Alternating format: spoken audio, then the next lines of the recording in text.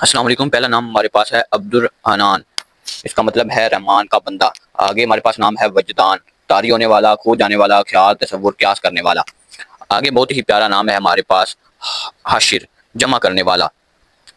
جبران، جبران کا مطلب ہے تلافی، موازنہ، معاوضہ، مدد کرنے والا۔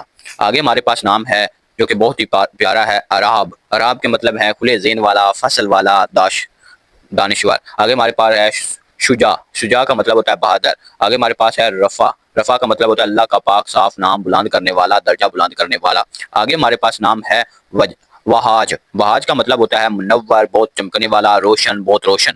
آگے ہمارے پاس نام ہے اوزین، حسین کا مطلب ہوتا ہے سخاوت، وفاداری۔